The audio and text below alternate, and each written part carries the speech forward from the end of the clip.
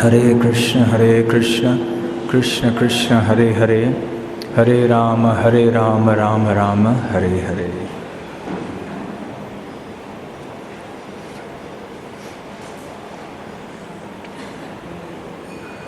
हरे कृष्ण। आशा करते हैं कि आप बहुत थके हुए नहीं होंगे। क्षमा चाहते हैं, आज सुबह आपके प्रसाद के लिए बहुत विलंब हुआ, परंतु तीर्थ यात्रा में ऐसी तपस्या कभी कभी हो जाती है, और कभी हो जाए तो उसे हमारे साधन का एक अंग ही समझ लेना चाहिए। थोड़ा बहुत शरीर और मन को कष्ट दिए बिना भगवान की प्राप्ति नहीं हो सकती है। फिर भी क्षमा चाहते हैं कि आपको 2-3 घंटे विलंब हुआ प्रसाद के लिए, परंतु जिन स्थानों में हम गए थे, अब पता नहीं आने वाले दिनों में कभी हम जा पाएंगे या नहीं। इसलिए जब उस तरफ गए थे तो उन सारे स्थानों में जाना ही हमारे लिए अच्छा ही था। सर्वप्रथम हम गए थे नंदीग्राम। नंदीग्राम में कई महत्वपूर्ण स्थान हैं। एक तो नंदीग्राम सबसे प्रसिद्ध है क्योंकि वो भरत की भूमि है। जब श्री रामचंद्र 14 वर्ष वनवास में थे तो भरत जी वहाँ निवास किया करते थे, और जब श्री रामचंद्र लौट के आए तो पहले नंदीग्राम आए, और नंदीग्राम से फिर भरत से मिलकर यहाँ अयोध्या आए। और भी कई लीलाएं वहाँ पर हुई। नंदीग्राम का नाम पड़ा नंदी नाम के गाय के पीछे, या नंदिनी। वशिष्ठ मुनि इक्ष्वाकु वंश राजाओं के कुल गुरु हुआ करते थे। बहुत ही तेजस्वी और शक्तिशाली ऋषि थे। उनका आश्रम यहीं पर बाहर हुआ करता था। तो एक बार हुआ ये कि राजा विश्वामित्र एक अक्षौहिणी सेवा के संग भ्रमण करते करते वशिष्ठ मुनि के आश्रम में आ पहुँचे। वशिष्ठ मुनि ने राजा विश्वामित्र और उनकी सेना का बहुत अच्छे ढंग से स्वागत किया। काफ़ी समय तक राजा विश्वामित्र और वशिष्ठ मुनि आपस में विचार विमर्श करते रहे, और फिर राजा ने कहा कि अब अनुमति दीजिए, मैं अपने राजधानी लौट के जाना चाहता हूँ। तब वशिष्ठ मुनि ने निवेदन किया कि नहीं, आप रह जाइए, 2-1 दिन यहाँ मुझे सेवा का अवसर दीजिए। तो बहुत आग्रह करने पर विश्वामित्र मुनि मान गए,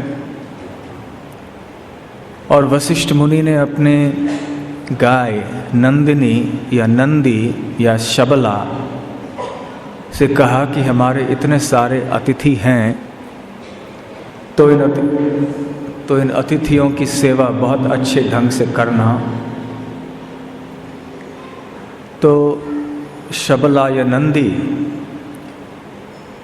ने ऐसे दावत तैयार किया विश्वामित्र राजा और उनकी सेना के लिए कि सभी लोग आश्चर्यचकित हो गए। स्वादिष्ट से स्वादिष्ट व्यंजन और अन्य प्रकार के सुविधाएं बस उनके आँखों के सामने ऐसे उत्पन्न हो गए कि मानो जादू से। और थोड़ी देर के बाद राजा विश्वामित्र को लगा कि ये गाय तो मेरे पास होनी चाहिए। आखिर मैं तो राजा हूँ, मैं सम्राट हूँ, और राजा के पास सारी ऐसी चीज़ें होनी चाहिए जो बहुत ही मूल्यवान हों, जो प्राप्य हों। तो राजा ने वशिष्ठ मुनि से निवेदन किया, ये गाय आपकी बहुत अच्छी है, तो कृपया मुझे दे दीजिए, मैं आपको इनके बदले में बहुत दान दूंगा, सोना दूंगा, अनमोल रत्न दूंगा और लाखों लाखों अन्य गाय आपको दान में दूंगा मैं। कृपया ये नंदिनी गाय, नंदी गाय, सबला मुझे आप दे दीजिए। परंतु बार बार कहने पर भी वशिष्ठ मुनि ने मना कर दिया। उन्होंने कहा कि मुझे इस गाय की आवश्यकता है, ये कामधेनु गाय है और जब मैं यज्ञ आदि संपन्न करता हूँ तो ये सारी मेरी आवश्यकताएं पूर्ण करती हैं। इस गाय के बिना मेरा तप, मेरा जप, मेरे यज्ञ नहीं हो पाएंगे, इसलिए मैं किसी भी हालत में इस गाय को आपको नहीं दे सकता। तो राजा विश्वामित्र को धीरे धीरे से गुस्सा आने लगा और एक बार वो इतना क्रोधित हो गए कि उन्होंने कहा कि मैं राजा हूँ और जितनी भी प्रजा की संपत्ति है वो वास्तव में राजा की संपत्ति होती है। तो राजा विश्वामित्र ने अपने सैनिकों से कहा कि ज़बरदस्ती छीन लो इस गाय को। तो सैनिकों ने ज़बरदस्ती इस गाय को खींचना शुरू कर दिया। तो गाय ने वशिष्ठ मुनि की ओर देखा और कहा कि हे मुनिवर, देखो ये सैनिक क्या कर रहे हैं, मेरे ऊपर हमला कर रहे हैं, तो क्या आप मेरी रक्षा नहीं करोगे? मैंने आपकी इतनी सेवा की है और आज आपको क्या कोई परवाह नहीं है कि मेरे ऊपर इस प्रकार का हमला हो रहा है? वशिष्ठ मुनि ने कहा, परवाह तो बहुत है, परंतु मैं तो एक साधारण मुनि हूँ, मैं वन में निवास करने वाला एक ऋषि हूँ, भिक्षुक हूँ, और ये तो इतना बड़ा राजा है, इसके इतने सारे सैनिक हैं, अस्त्र शस्त्र हैं, इनके सामने मैं अकेला मुनि क्या कर सकता हूँ? तो नंदिनी या सबला ने याद दिलाया वशिष्ठ मुनि को कि ऐसा नहीं है मुनिवर, आप आपके आध्यात्मिक शक्ति को भूल गए क्या? बस आप यदि मुझे अनुमति दें तो आप ही की आध्यात्मिक शक्ति का प्रयोग करके मैं अच्छा सबक इन सैनिकों को और इस राजा को सिखाऊंगी। तो वशिष्ठ मुनि ने अनुमति दे दी और फिर उस गाय ने अपने शरीर के विविध अवयवों से नाना प्रकार के अस्त्र शस्त्र और सैनिक उत्पन्न किए और ये सारे प्रहार करने लगे, आक्रमण करने लगे विश्वामित्र मुनि की सेना के ऊपर और तहस नहस कर दिया, सारे सेना को ख़त्म कर दिया। विश्वामित्र मुनि बड़े आश्चर्यचकित हो गए। तो जितने भी अस्त्र वो क्यों न इस्तेमाल करते, शबला उतने ही सारे अस्त्रों को और उत्पन्न करती अपने शरीर से, जिनसे कि उन अस्त्रों का प्रतिकार होता। आखिर राजा विश्वामित्र ने अपने 100 पुत्रों को आदेश दिया कि जाओ अभी गिरफ्तार करो वशिष्ठ मुनि को। जब वो वशिष्ठ मुनि की ओर आए आक्रमणात्मक भाव से, तो केवल एक हुंकार से वशिष्ठ मुनि ने उनकी हत्या कर दी। हुंकार अर्थात केवल कह के उन्होंने सारी सेना को ख़त्म कर दिया और उनके पुत्रों को ख़त्म कर दिया। तो राजा विश्वामित्र सर झुकाकर चले गए कि अरे ये क्या हो गया। फिर हिमालय में जाकर उन्होंने कड़ी तपस्या की। तपस्या करके जब शिवजी उनके सामने आए, प्रकट हुए, तो शिवजी ने पूछा कि क्या वरदान चाहिए तुम्हें? तो राजा विश्वामित्र ने कहा कि मुझे दिव्य अस्त्र चाहिए। तो शिवजी ने प्रदान कर दिए। अब पुनः विश्वामित्र मुनि विश्वामित्र राजा वशिष्ठ मुनि के आश्रम में आए और इन सारे दिव्य अस्त्रों के साथ हमला करना प्रारंभ किया। सारे ऋषि मुनि जो उनके आश्रम में रहा करते थे डर के मारे इधर उधर बिखर गए। त्राही त्राही कह के वशिष्ठ मुनि के पास आए कि अब क्या होगा। वशिष्ठ मुनि ने कहा कोई चिंता नहीं करना, और केवल अपना एक दंड से उन्होंने विश्वामित्र मुनि के समस्त दिव्य अस्त्रों को शून्य के बराबर बना दिया। यहाँ तक कि जब राजा विश्वामित्र ने अपना ब्रह्मास्त्र छोड़ा, जो कि इतना भयंकर अस्त्र होता है जिसका सामना कोई नहीं कर सकता है, उस ब्रह्मास्त्र को भी शून्य बना दिया केवल वशिष्ठ मुनि के दंड ने। विश्वामित्र मुनि इतने आश्चर्यचकित हो गए कि पूरी तरह से अपने क्षत्रिय पद के प्रति निराशा का अनुभव करने लगे और सोचने लगे धिक्कार हो इस क्षत्रिय पद को। हम इतने सारे सैनिक साथ में लेकर आए हैं, हमारे पास इतने सारे अस्त्र हैं और दिव्य अस्त्र भी हैं, और ये क्या लाभ हुआ इनसे। मैं तो कहीं का नहीं रह गया, और ये एक वन में रहने वाले साधारण मुनि हैं, एक ब्राह्मण हैं, और इनकी शक्ति तो देखो।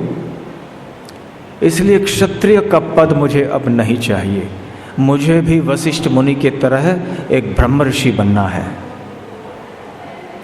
और फिर विश्वामित्र राजा ने तपस्या करना प्रारंभ किया।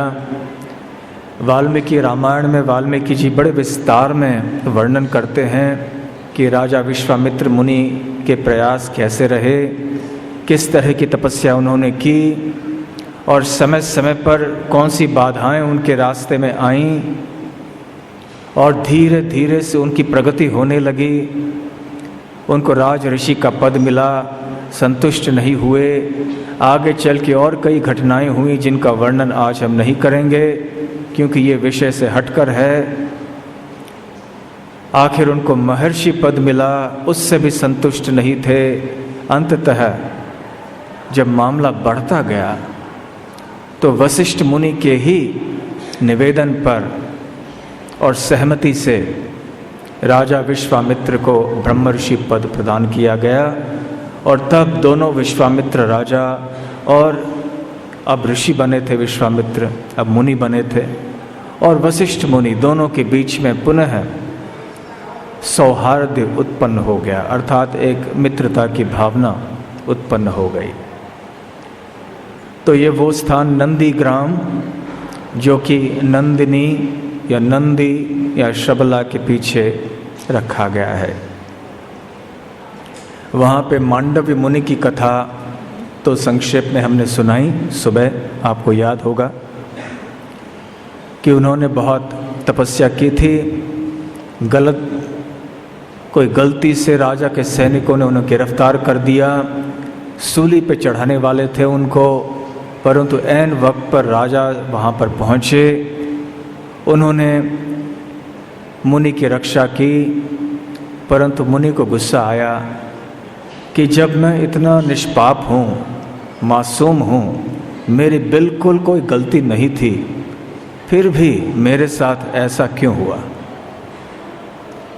सूली पे जब आदमी को चढ़ाया जाता है तो वो मृत्यु अच्छी नहीं होती है, वैसे भी मृत्यु अच्छी नहीं होती, और सूली पे चढ़ा के जब मृत्यु होती है तो बहुत दर्ददायक होती है।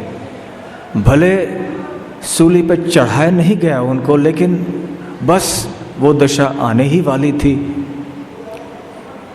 तो इसलिए उन्होंने यमराज के पास जाकर पूछा कि आपने ऐसा क्यों किया।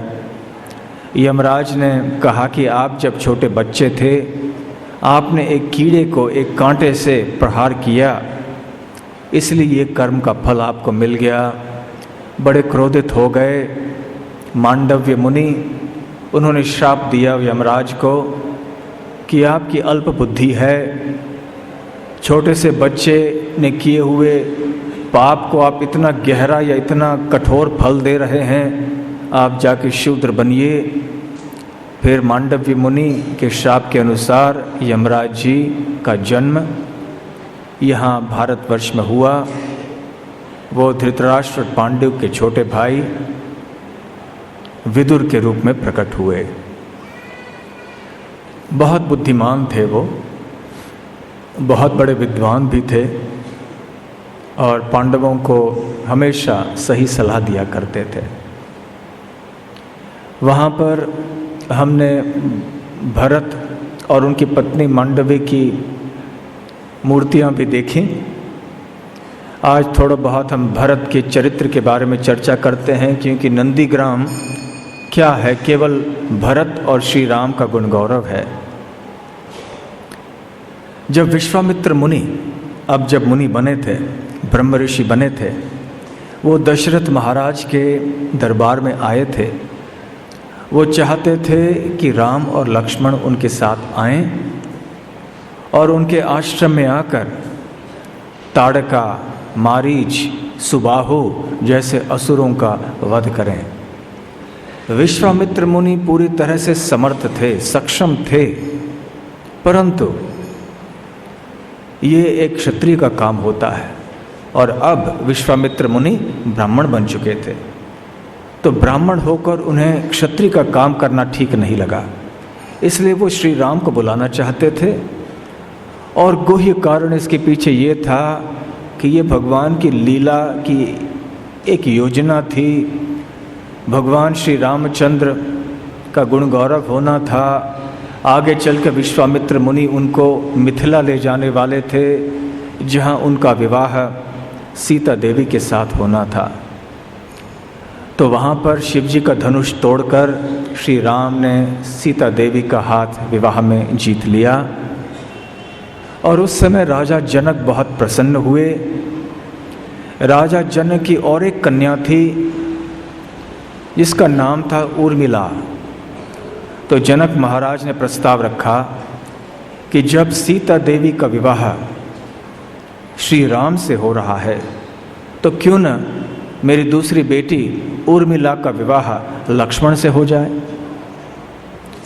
अब जनक महाराज, उनका नाम था क्षीरध्वज।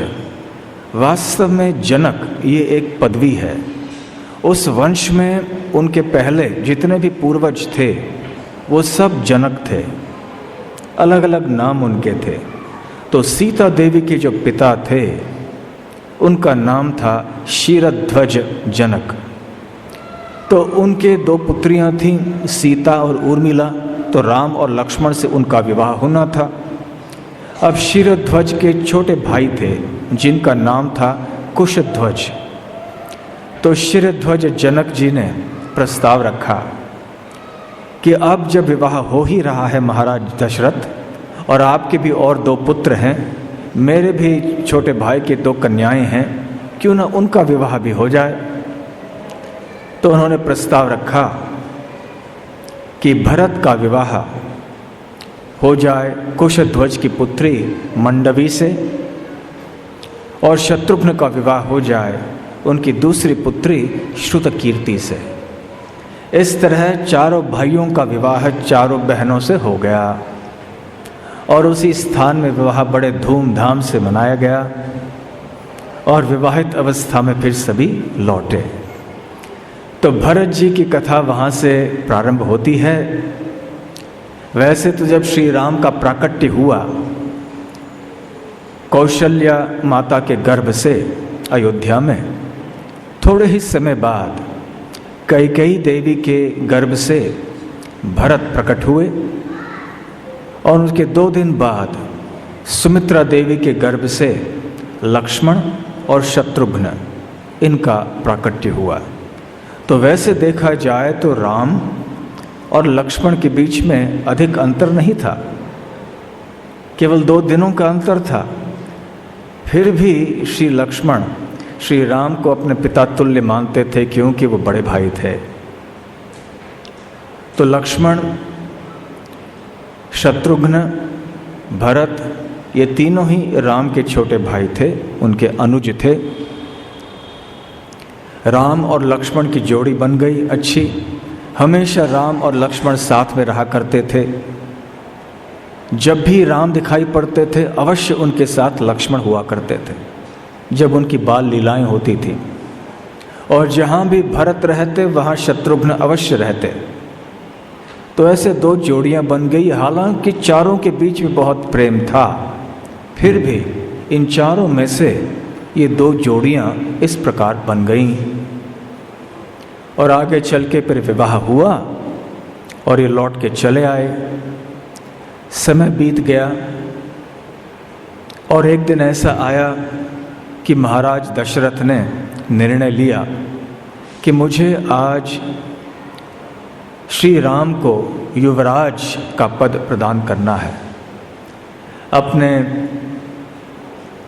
राज्य के जो प्रतिष्ठित लोग हैं, अपने मंत्री आदिगण हैं, ब्राह्मण हैं, उन सबको बुलाकर विचार विमर्श करके उनकी सहमति प्राप्त करके उन्होंने घोषणा कर दी सारे राज्य भर में कि मैं नियुक्त करता हूँ श्री राम को युवराज के रूप में।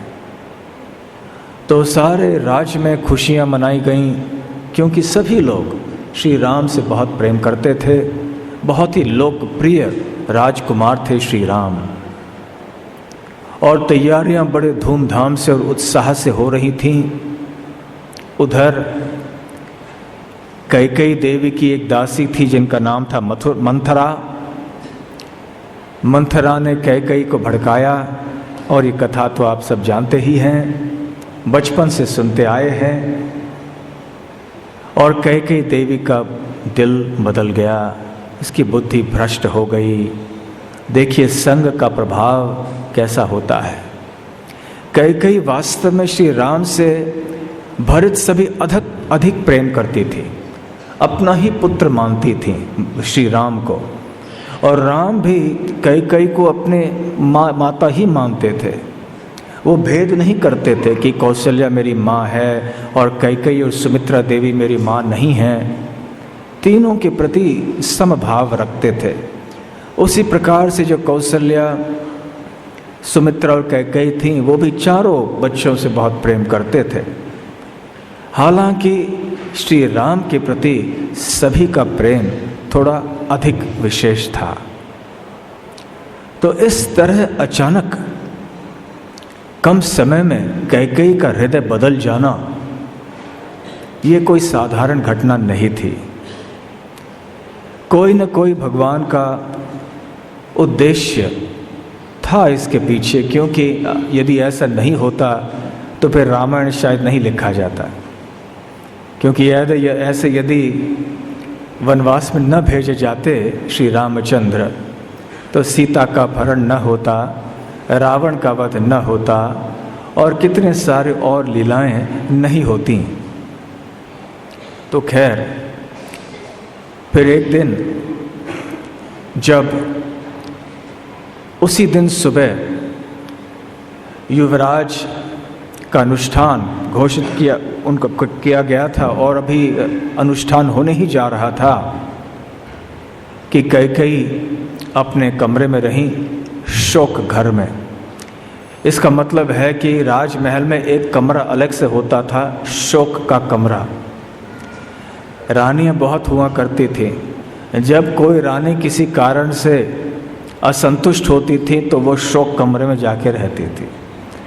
तो राजा जब देखते थे कि रानी अपने जगह में नहीं है, कहीं उस कमरे में तो नहीं है, तो जाके देखते कि वहाँ शोक कमरे, शोक घर में वो हैं, तो फिर पूछते क्या बात है। तो कैकेयी को शोक सभा में, शोक गृह में देखा, और फिर कैकेयी ने कहा कि नहीं कोई बात नहीं है, किसी ने मेरा सम्मान असम्मान आदि नहीं किया है, तिरस्कार मेरा नहीं किया है, परंतु मैं चाहती हूँ कोई चीज़ें, क्या आप मेरी इच्छा को पूर्ण करोगे? तो दशरथ महाराज ने कहा अवश्य मैं करूँगा। और इतने आतुर थे अपने पत्नी को संतुष्ट करने के लिए कि लगातार 3 बार उन्होंने कहा कि जो भी तुम्हारी इच्छा हो मैं पूर्ण करूँगा। तो कैकेयी देवी बहुत प्रसन्न हो गई और कहने लगी, देखो हे 12 आदित्य, हे 11 रुद्र, हे 8 वसु, हे 2 अश्विनी मरुत कुमार, हे रात, हे दिन, हे सूर्य, हे चांद, हे 8 दिशाएं, ये देखो राजा वचन दे रहे हैं कि वो मेरी इच्छा को पूर्ण करेंगे। और फिर कैकेयी देवी ने अपनी इच्छा व्यक्त की। राजा से कहा कि आपको याद है जब एक बार आप देवताओं की ओर से असुरों के विरुद्ध युद्ध कर रहे थे तो आप घायल हो गए थे बुरी तरह से, और मैंने आपको रथ के ऊपर से बचा लिया था, आपकी सेवा की थी, ऐसे आपकी जान बची थी। उस समय आपने पूछा था मुझसे और कहा था कि मुझसे कोई भी वरदान, 2 वरदान मांगो, और मैंने उस समय कहा था कि मैं ये 2 वरदान कभी और मांगूंगी। आपको याद है? तो दशरथ महाराज ने कहा बिल्कुल याद है, कहो कौन से वरदान तुम्हें चाहिए। और उस समय कैकेयी ने बिल्कुल निर्लज्जता से कह दिया, जो पहला वरदान मैं आपसे चाहती हूँ वो ये है कि जो भी आज आपने व्यवस्था की है इस राज्याभिषेक के लिए ताकि श्री राम युवराज बन जाए, वही व्यवस्था रहने दें, परंतु राम के बजाय भरत को युवराज घोषित किया जाए। ये मेरी पहली इच्छा है। और दूसरी इच्छा है कि आप श्री राम को वनवास भेजिए 14 वर्षों के लिए, और जब वो वहाँ जाए तो वलकल आदि वृक्षों के छाल आदि पहन के साधुओं के तरह वो वन में रहे। ये मेरी इच्छा है। तो दशरथ महाराज को विश्वास नहीं हुआ कि क्या वो सुन रहे हैं वो सही है या गलत है, क्या मैं सपने देख रहा हूँ या किसी ने क्या मेरे ऊपर जादू टोना किया है, क्या कुछ मैं पागल हो गया हूँ कि मैं क्या सुन रहा हूँ। उन्हें विश्वास ही नहीं हुआ कि ऐसे भी कोई बात कैकेयी या कोई भी उनसे पूछ सकता है। तो उन्होंने कैकेयी देवी से कहा, कह तो क्या सकते, बिल्कुल बेहोश होकर गिर पड़े, फिर से उठे, फिर कैकेयी को देखा, फिर से बेहोश होकर गिर पड़े। ऐसे तीसरी बार जब उठे तब बड़े क्रोधित अवस्था में कैकेयी को डांटने लगे और कहने लगे कि तुम तो बहुत दुष्ट महिला हो, दुष्टा हो तुम। वैसे मेरा क्या दोष है, मैंने तुम्हारा क्या बिगाड़ा है, और मेरी बात तो छोड़ो, लेकिन उस मासूम राम ने तुम्हारा क्या बिगाड़ा है कि तुम ऐसे चाहती हो कि राम 14 साल वनवास में जाए। ऐसे राम जिसका जन्म एक राजमहल में हुआ है और आजीवन उसने किसी भी प्रकार की असुविधा का अनुभव नहीं किया है। वन की जीवन तो दूर की बात है, यहाँ राजमहल में ऐसे ऐश्वर्य और सुविधाओं का अनुभव किया है। ये राम कैसे जाएगा वहाँ? और तुम तो जानती हो कि मैं 2 पत्नियों को त्यागने के लिए तैयार हो जाऊंगा, परंतु श्री राम को कभी नहीं त्याग सकता। तो कभी वो क्रोधित होते, तो कभी बहुत नम्र होके रोके कैकेयी से प्रार्थना करते, निवेदन करते, कहते कि श्री राम सबके प्रिय है, तुम यदि राम को भेज दोगे वनवास में तो समझ लो कि तुम विधवा हो जाओगी, क्योंकि मैं राम के बिना जी नहीं पाऊंगा। तो बार बार रात भर ये चर्चा चलती रही।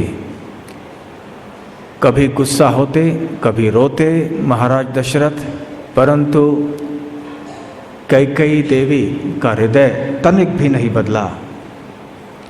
और अंत में कैकेयी देवी का हृदय और कठोर होता रहा और कैकेयी ने कहा, मुझे पता है आपका सही उद्देश्य क्या है। श्री राम को युवराज घोषित करके आप मुझे और मेरे पुत्र भरत को बाहर निकालना चाहते हो, क्योंकि आप सोचते हो कि हम आपके रास्ते में कांटे बन गए हैं। इसलिए आप कौशल्या देवी और राम के साथ इस दुनिया में रमण करना चाहते हो, इसलिए हम दोनों को आप बाहर करना चाहते हो, ये आपका सही उद्देश्य है। तो जब दशरथ महाराज ने ऐसे सुना तो बहुत दुखी हो गए। उधर ये रात भर ऐसे चलता रहा और फिर जब सुबह सुमंत्र, उनके जो मंत्री थे, सारथी थे, वो भी आए। उन्हें कुछ पता नहीं था। राजा की ये दशा देखकर सोचने लगे कि क्या बात है। कैकेयी देवी ने कहा कुछ नहीं, शायद राम को अब युवराज बनना है, इसलिए इस खुशी में उनकी ऐसी दशा हुई है। आखिर सही जो खबर है वो बाहर निकली और सारे राज्य में सन्नाटा छा गया।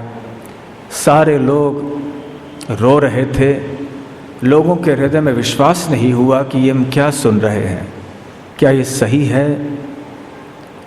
और आगे चल के श्री राम को जब खबर पहुंची तो राम ने बिल्कुल हिचकिचाहट नहीं दिखाई, तुरंत अपने पिता की बात मान ली और कहा कि हम निकलेंगे। और लक्ष्मण ने कहा कि हम आपके साथ में चलेंगे। सीता देवी ने कहा हम आपके साथ में चलेंगे।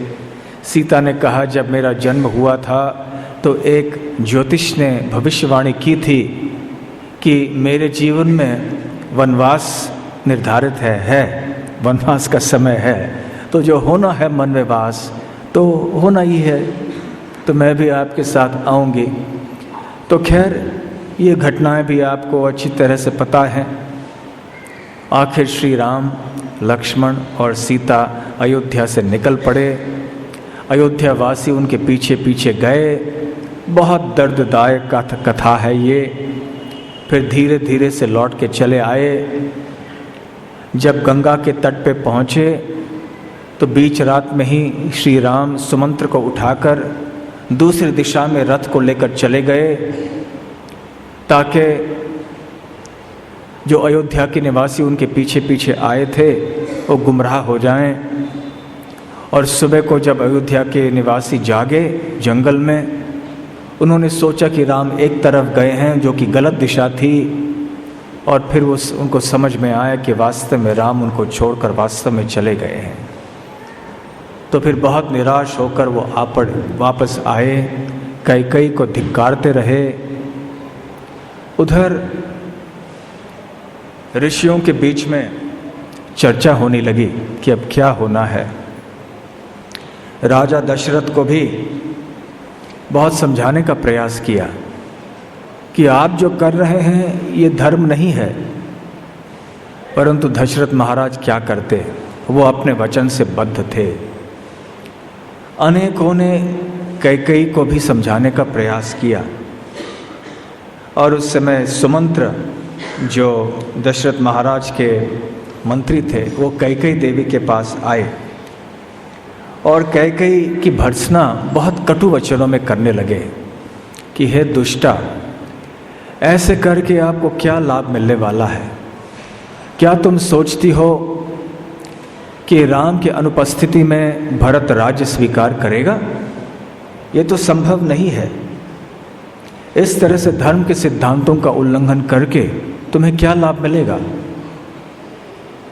और जब श्री राम यहाँ से चले जाएंगे तो सारे मंगल आपके राज्य से चले जाएगा। तो बिना कोई कल्याण, बिना कोई मंगल के आपके राज्य में रहेगा क्या? आप और भरत करोगे क्या? किसके ऊपर राज्य करोगे? देखो, आप ही के पिता राजा कैकेयी के बारे में एक कथा मैं आपको सुनाता हूँ। एक बार राजा कैकेयी को एक वरदान मिला था एक ऋषि से, और ये बड़ा विचित्र प्रकार का वरदान था। वरदान ये था कि राजा कैकेयी को सारे पशुओं के, प्राणियों के, पंछियों की भाषा समझ में आएगी, ताकि आपस में जो पंछियाँ बात करते हैं, जो पशु बात करते हैं, वो सारी भाषा उनको समझती। परंतु एक शर्त था कि यदि जब आप पंछियों की या पशुओं की भाषा सुनोगे और समझोगे तो आप किसी को बताओगे नहीं कि इसका मतलब क्या है। यदि आपने बताया तो वो आपका अंतिम क्षण होगा, आपकी मृत्यु होगी। तो एक बार हुआ ये कि राजा केकय अपने पत्नी के साथ कहीं बैठे थे और पंछियाँ अपने आवाज़ कर रहे थे, तो उन्होंने उनकी आवाज़ समझ ली और हंस पड़े, क्योंकि कोई एक हास्यपद बात पंछियों के बीच में हो रही थी। तो राजा हंस पड़े। जब हंस पड़े तो पत्नी को बड़ा अच्छा नहीं लगा। उन्होंने सोचा कि राजा मेरे ऊपर हंस रहे हैं। उन्होंने पूछा कि क्यों हंस रहे हो? कहा कि पंछियों ने कुछ ऐसे कहा है इसलिए मैं हंस रहा हूँ। तो उन्होंने कहा कि नहीं नहीं, ऐसे थोड़ी होता है, तो आप मेरे ऊपर ही हंस रहे होते। नहीं नहीं, ऐसा नहीं है। अच्छा, यदि ऐसा है तो फिर मुझे बताइए कि पंछी क्या बोल रहे थे। तो उन्होंने कहा महाराज केकय ने कि देखो, ऋषि ने मुझे ऐसे वरदान दिया था कि यदि मैं किसी को बताऊं कि मैंने क्या सुना था पंछियों की या प्राणियों की बातें, तो मेरी मृत्यु उस समय ही हो जाएगी। तो इस समय केकय महाराज की रानी को इतना गुस्सा आ गया था कि उन्होंने कहा आप मर जाओ या आप जीवित रहो, मुझे कोई परवाह नहीं, लेकिन आपको बताना ही होगा मुझे कि वो पंछी क्या बात कर रहे थे। फिर अब ऐसी विडंबना हो गई, अब क्या करते? तो फिर से राजा केकय उस ऋषि के पास गए कि बताइए मुनिवर, अब क्या करें ऐसी हमारी परिस्थिति हो गई है। तो मुनि ने कहा हरगिज़ नहीं बताना, बल्कि अपने पत्नी से, अपनी रानी से जाके कठोर वचन में कहना कि बिल्कुल नहीं मैं बताऊंगा, क्योंकि ऐसे मैंने वचन दिया है ऋषि को। तो जब वो वापस आए और डांटा अपनी रानी को, तो रानी ने स्वीकार किया। तो सुमंत्र ने कहा कि देखो, जब रानी का व्यवहार कुछ ऐसा था, अधार्मिक था, तो किस तरह से राजा केकई ने अंततः सब सारे मामले को संभाल लिया। तो क्या आप समझ नहीं रहे हो कि आपके घमंड से, आपके अधार्मिकता से आप कितना उत्पात तैयार करने वाली हो इस सारे समाज में? आप ही की पिता की कथा है, आपको समझना चाहिए। परंतु कैकेयी ने एक नहीं मानी। ऐसे खैर बातें चलती गईं। उधर सारे लोग एक के बाद एक आए। राजा दशरथ से निवेदन करते थे राम को नहीं भेजो, तो कभी कैकेयी से निवेदन करते। ऐसे समय बीतता गया। फिर कैकेयी ने कहा, अरे हमारे वंश में एक राजा रहे हैं, राजा सगर। उन्होंने अपने पुत्र असमंजस को राज्य से बाहर निकाल दिया। तो यदि हमारे राजा महाराज दशरथ ने भी ऐसे राम के साथ किया तो इसमें क्या गलती है? तो सुमंत्र को बड़ा गुस्सा आया और सुमंत्र ने कहा कि ये ऐसी मूर्खता भरी बातें क्यों करते हो? वो किस परिस्थिति में राजा सगर ने उनके पुत्र असमंजस को बाहर किया, ये तो सोचना चाहिए। असमंजस बड़ा एक दुष्ट लड़का था।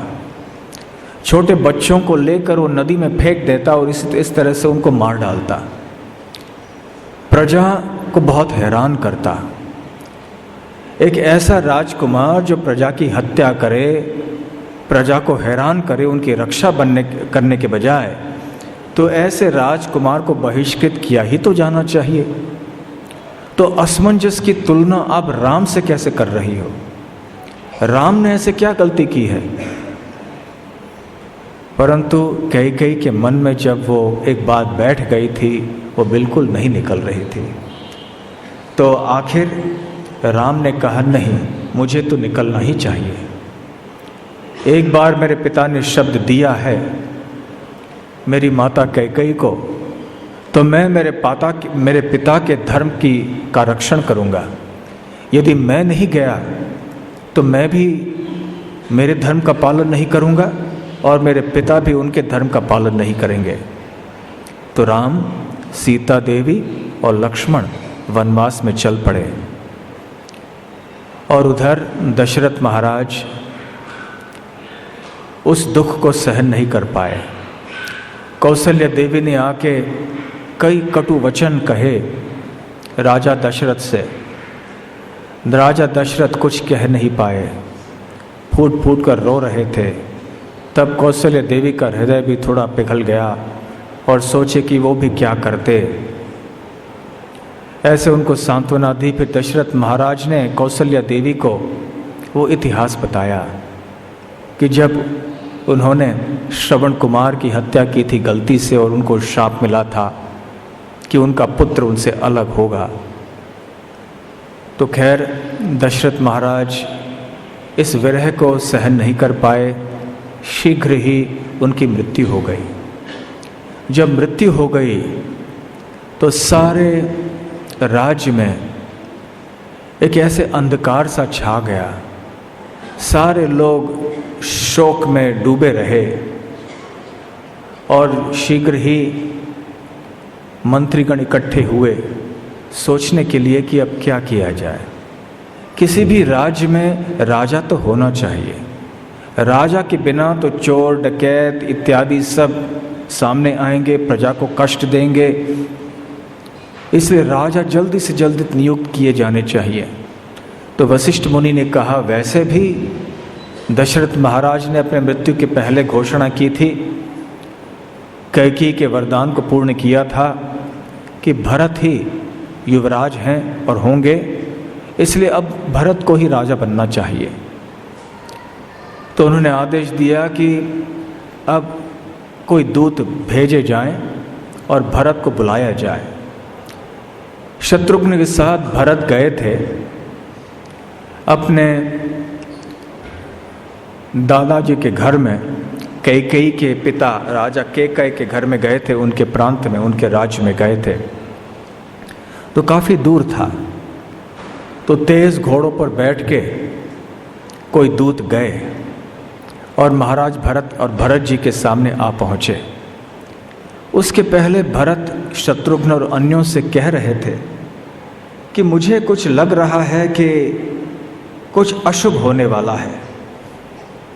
और क्या अशुभ है? वो अशुभ ये है कि मैं देख रहा हूँ तरह तरह के अशुभ लक्षण मुझे दिखाई पड़ रहे हैं। सब जगह मुझे ऐसे बुरे सपने दिखाई पड़े कि महाराज दशरथ एक पहाड़ से गिर पड़े हैं और गिर के वो गोबर के किसी सरोवर में गिर पड़े और वहाँ पर तरह तरह के और अन्य अशुभ लक्षण मुझे दिखाई पड़े। तो इसलिए मुझे लगता है कि शायद या तो मेरे पिता की मृत्यु होने वाली है, या मेरी मृत्यु होगी, या मेरे भाइयों में से किसी और की मृत्यु होगी। जिन अशुभ लक्षणों को मैंने देखा मेरे सपने में, इससे निश्चित है कि हम में से किसी एक की तो मृत्यु होनी ही होनी है। वैसे उनके भाई शत्रुघ्न ने और अन्यों ने भी उनको बहुत सांत्वना देने का प्रयास किया, परंतु भरत का हृदय विचलित ही रहा, बहुत बेचैन रहे वो। और ठीक उसी समय उनके दरबार में, कैकेयी महाराज के दरबार में, अयोध्या से दूत आए और उन्होंने कहा कि हम भरत महाराज से, हम भरत जी से कोई बातचीत करना चाहते हैं, कोई संदेश लाए हैं। और भरत सामने आए, कहा बताइए क्या आदेश है हमारे लिए। उन्होंने कहा कि आपके लिए आदेश ये है कि आपको शीघ्रातिशीघ्र तुरंत अयोध्या के लिए रवाना होना चाहिए। तो भरत जी ने कहा ठीक है, मैं अभी तैयार होता हूँ, लेकिन बात क्या है? तो कहा नहीं बस, क्योंकि जाते समय उन दूतों को स्पष्ट बताया गया था कि भरत से ये नहीं कहना कि सत्य क्या है, कि दशरथ महाराज की मृत्यु हुई है। केवल इतना कहना कि बहुत आवश्यक काम है, आपको बुलाया जा रहा है। तो वहाँ कैकेयी राजा ने बहुत उपहार आदि दिए भरत को, परंतु भरत को इन चीज़ों में रुचि नहीं थी और तुरंत घोड़ों पर बैठ के पुनः ये अयोध्या की ओर निकल पड़े शत्रुघ्न के साथ। अनेक दिनों के बाद सफ़र करते करते वो आ पहुँचे अयोध्या। अयोध्या नगरी में आके देखा तो सुनसान सब जगह गंदगी दिखाई पड़ रही थी। कोई व्यक्ति अपने अपने धार्मिक क्रियाओं को नहीं कर रहे थे, अग्नि नहीं जल रही थी, यज्ञ नहीं हो रहे थे। सारे लोग वहाँ अयोध्या में बस एक जगह बैठे हुए थे कि मानो वो पुतली बन गए हैं। सब ऐसे एक जगह बैठ के बस आसमान में देख रहे हैं, कोई वहाँ देख रहे हैं, मानो कि उनके शरीर में प्राण ही नहीं रहा है। तो भरत ने सोचा कि अवश्य कोई दुर्घटना हुई है, तो सीधे अपने माँ से मिलने गए, माता से मिलने गए। और कैकेयी देवी ने बड़े स्नेह से भरत का स्वागत किया। भरत के सर को अपने गोद में रख के चूमना शुरू किया और भरत का स्वागत किया। और भरत ने पूछा कि हे माते, क्या सब कुछ कुशल मंगल तो है ना? सब जगह मैं अशुभ लक्षण देख रहा हूँ। तो वशिष्ठ मुनि के आदेश का पालन करने के लिए मैं यहाँ जल्दी आया। तो मेरे पिता दशरथ महाराज कैसे हैं और मैं उन्हें इस कमरे में क्यों नहीं देख रहा हूँ? तो बड़े शांति से, बिना कोई शोक आदि की भावना व्यक्त करते हुए कैकेयी देवी ने कहा, अरे भरत, तुम्हारे पिता तो गुजर गए। तो भरत वहीं पर गिर पड़े, बेहोश हुए। बेहोश होकर जब पुनः उनको होश आया तो काफ़ी समय तक खूब शोक करते रहे वो। और फिर उन्होंने पूछा कि कैसे मेरे पिता का देहांत हुआ और क्या उन्होंने मेरे लिए कोई संदेश या उपदेश या आदेश दिया था, और कृपया किसी को भेजिए श्री राम से कहने के लिए कि मैं आया हूँ। क्या राम को पता है कि मैं अब आ चुका हूँ अयोध्या? तो कैकेयी ने भरत से कहना शुरू किया कि मानो वो कोई अच्छी खबर भरत को दे रही है। कैकेयी ने कहा कि राम अब अयोध्या या कौशल राज्य को छोड़कर वनवास में गए हैं और 14 सालों के लिए वो वनवास में रह गए और उनके साथ में सीता और लक्ष्मण भी हैं, और तुम्हारे पिता राम के बिना रह नहीं पाए, इसलिए उनकी मृत्यु हो गई। तो भरत ने सोचा कि हो सकता है कोई गलती हुई होगी, मेरे राम से अनजाने में किसी ब्राह्मण की हत्या की होगी या ऐसे कुछ हुआ होगा। तो उन्होंने फिर पूछा आगे कि राम को वनवास में क्यों भेजा गया? तो कैकेयी ने सारी घटनाएं बताई और तुम्हें और मुझे बचाने के लिए अन्याय से, अत्याचार से, कौशल्या देवी के अन्याय से बचाने के लिए मुझे ये कदम उठाना पड़ा। मैंने उन 2 वरदानों का लाभ उठाया और इस तरह मैंने पहला वरदान ये मांगा कि मेरा पुत्र अर्थात तुम राजकुमार घोषित किए जाओगे, युवराज। और दूसरा वरदान मैंने ये मांगा कि श्री राम 14 वर्ष वनवास में चले जाए। अब हे भरत, इसी क्षण तुम्हें राज सिंहासन को स्वीकार करना चाहिए। जैसे ही पिताजी के अंतिम क्रियाएं समाप्त हो जाती हैं, तुरंत तुम राज्याभिषेक की तैयारी करना। भरत ने ये खबर सुनी, आग बबूले हो गए। इतना क्रोध भरत को आया कि अपनी माँ को खूब डांटने लगे, खूब भर्त्सना की, धिक्कारा अपने माँ को और कहने लगा कि हे दुष्टा, आप तो साक्षात मेरे ख्याल से काली देवी हैं, जो कि सारे ब्रह्मांड का विनाश करने आई हैं। आप ही हैं जिसने मेरे पिता की हत्या की है, आप ही हो जिसने मेरे प्रिय भाई श्री राम को वनवास में भेजा है। आप क्या इतने अल्प बुद्धि के हो, इतने दुष्ट बुद्धि के हो कि आप सोचते हो कि राम के बिना मैं रह पाऊंगा? राज्य करने की बात तो दूर है, क्या मैं राम के बिना रह भी पाऊंगा? वास्तव में तुम माँ नहीं हो, तुम मेरी सबसे बड़ी शत्रु हो। और मैं प्रार्थना करूँगा भगवान से कि इस कार्य के लिए तुम नरक जाओगे। यह पापी स्त्री, मैं कभी भी तुम्हारी इच्छा पूर्ण होने नहीं दूंगा। मैं इसी क्षण वन के लिए रवाना हो जाऊंगा और मेरे प्रिय भाई श्री राम को वापस ले आऊंगा और राम को मैं पुनः राजगद्दी पर बिठाऊंगा, क्योंकि मैं श्री राम का नित्य दास हूँ। मेरा और कोई स्थान नहीं है, यही मेरा स्वाभाविक स्थान है और यही मेरी सर्वोच्च अभिलाषा है कि मैं निरंतर श्री राम की सेवा करता रहूं। और हे माते, क्या आपका हृदय इतना कठोर है कि आपने स्वार्थ के लिए माता कौशल्य के हृदय की परवाह नहीं की? कि आप नहीं जानते कि माता के हृदय में पुत्र के प्रति कितना स्नेह रहता है? एक बार सुरभि माता गोलोक में जब थी, गोलोक अर्थात ये स्वर्ग लोक है, यहाँ गोलोक है। एक गोलोक गोलोक वृंदावन है जो आध्यात्मिक जगत में है, भगवान श्री कृष्ण का धाम है। और एक गोलोक है जो एक प्रकार का स्वर्ग लोक है, जिसमें गाय निवास करते हैं, स्वर्गीय गाय। सुरभि सबसे महत्वपूर्ण गाय है इस गोलोक में। तो सुरभि ने एक बार देखा कि पृथ्वी के ऊपर कोई क्रूर किसान 2 बैलों के ऊपर बहुत अत्याचार कर रहा है, बहुत अति परिश्रम करवा रहा है उनसे।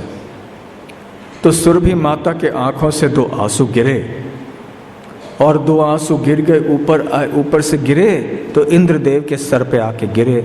और इंद्रदेव ने पूछा कि माते क्या बात है, क्या समस्या है? तो सुरभि देवी ने बतलाया कि उनके 2 पुत्रों की ऐसी दशा है पृथ्वी लोक के ऊपर। तो भरत ने कहा कि हे माते, देखो ऐसा होता है माता का स्नेह, और तुमने कौशल्य माता की क्या दशा होगी इसके बारे में बिल्कुल नहीं सोचा।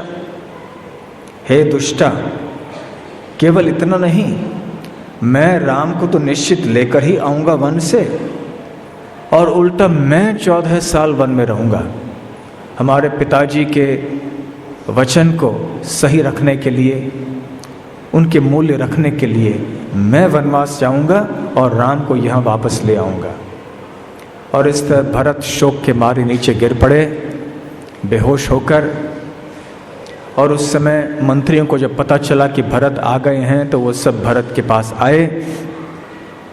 भरत फिर से होश में आ गए और भरत ने कहना शुरू कर दिया कि हे मंत्रीगण, मैं आपसे कुछ स्पष्टीकरण करना चाहता हूँ कि मेरे हृदय में तनिक भी इच्छा नहीं है सम्राट बनने की। मेरा तो एक ही स्थान है और मेरी एक ही इच्छा है, और वो है कि मैं श्री राम का सेवक बनना चाहता हूँ, और इसके अलावा मैं और कुछ नहीं चाहता। मुझे मेरी दुष्टा माँ के षड्यंत्र के बारे में तनिक भी कोई ज्ञान नहीं था, इसलिए इनकी जो इच्छाएं हैं उनसे मैं सहमत नहीं हूँ। कैकेयी ये सब सुन रही थीं, देख रही थीं। कैकेयी को बड़ा धक्का लगा कि अरे, क्योंकि कैकेयी ने कभी अपेक्षा नहीं की थी कि भरत इस तरह से बात करेंगे। कैकेयी ने सोचा था कि शायद भरत मेरी बात मान लेगा, वो राजा बन जाएगा और फिर हमारे लिए अच्छे दिन आएंगे। तो परंतु ऐसे नहीं हुआ और कैकेयी के मन में अब भय उत्पन्न हो गया कि अरे मैंने क्या कर दिया, बहुत बड़ी गलती मैंने कर ली। तो लेकिन अभी क्या किया जाए? अब तो राम तो वनवास चले गए थे। ऐसे लगा उनको कि शायद वो अभी किसी बुरे सपने से जाग रही हों। कैकेयी के आंखों में आंसू भर गए। वैसे देखा जाए तो कैकेयी बुरी स्त्री नहीं थी पहले, केवल मंथरा के संग में ऐसी हो गई वो। जैसे हम पहले बता रहे थे कि कैकेयी भी श्री राम से अपने पुत्र से भी अधिक प्रेम करती थी, परंतु मंथरा के कटु वचनों के द्वारा, उनके दुस्संग के द्वारा देखिए कैकेयी का हृदय कैसे बदल गया। और अब भरत के इस व्यवहार से कैकेयी का हृदय अब पुनः बदल रहा था। अब एक भयंकर डर कैकेयी के हृदय में उठ गया था कि अब मैंने क्या कर दिया है। उधर कौशल्या ने भी भरत की आवाज़ सुनी और वो भी आई और भरत से कहने लगी, भरत अब तो तुम बहुत खुश हो गए होगे तुम्हारी माँ की तरह कि अब तुम राजा बन जाओगे और राजा के ऐश्वर्य का भोग करोगे सारे पृथ्वी में, और तुम्हारी जो भी सब योजनाएं हैं वो अच्छी तरह से अब सफल हुई हैं। तो जब भरत ने ये बात सुनी तो उनको बहुत दुख लगा और वो कुछ बोल भी नहीं पाए। फिर धीरे धीरे से अपने आप को संभाल के वो माता कौशल्य के चरणों में पड़े हाथ जोड़ के और कहा कि हे माते, वास्तव में विश्वास कीजिए, मुझे बिल्कुल ज्ञान नहीं था कि मेरी माँ कैकेयी क्या कर रही है। न मेरी सहमति थी इसमें, न मुझे ज्ञान भी था कि मेरी माँ ऐसे कुछ करने वाली है या कहने वाली है। और मैं नहीं चाहता कि श्री राम वनवास में रहे, और आपको ये साबित करने के लिए कि मेरा कोई दोष नहीं है, गुनाह मेरा कोई नहीं है, मैं ये वचन लेता हूँ कि जो भी कोई व्यक्ति होगा जिसने इस षड्यंत्र में भाग लिया है, उसे उन भयंकर पापों का फल मिले जो उस व्यक्ति को मिलता है जब वो गाय की हत्या करता है, किसी स्त्री की हत्या करता है, किसी बच्चे की हत्या करता है या किसी वृद्ध व्यक्ति की हत्या करता है। जितने भी और बड़े बड़े पापों के फल हैं जो ऐसे लोगों को मिलते हैं जो कि दूसरों के खून करते हैं और गद्दारी करते हैं, और इस तरह भरत ने अनेक पापों का वर्णन किया और कहा कि ये सारे पापों का फल उस व्यक्ति को मिल जाए जिसने इस षड्यंत्र में भाग लिया है। तो हे माते, राम तो मेरे प्राण धन है, राम के बिना तो मैं जी ही नहीं सकता, और वो तो मेरे जीवन के उद्देश्य हैं। मैं अपने आप को उनका सेवक समझता हूँ। भरत के हृदय पूर्वक बातों को सुनकर कौशल्या देवी के मन से जो भी गलत विचार थे, संशय थे, वो सब दूर हो गए। भरत को उठाया, आलिंगन किया और भरत के सर को चूमने लगी, और इस तरह से दशरथ महाराज के मृत्यु का शोक, दोनों शोक में एक दूसरे की सांत्वना देने लगे। उधर अगले दिन सुबह वशिष्ठ मुनि आए और भरत से कहा, अभी आपको ये शोक त्यागना होगा, राजा के दाह संस्कार आदि करने हैं, अंतिम क्रियाएं करनी हैं, तो ये शोक का समय नहीं है। तो फिर अपने भाइयों के साथ में वो दशरथ महाराज के शरीर के पास गए। शरीर को रखा गया था तेल में ताकि शरीर खराब न हो जाए। विशेष प्रकार के तेल हैं, औषधि तेल, जिसमें शरीर रखने से वो वैसे का वैसे रहता है।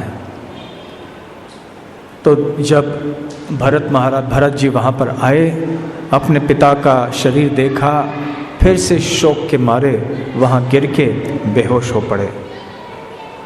उधर सारे अंतिम क्रियाएं पूर्ण हो गईं।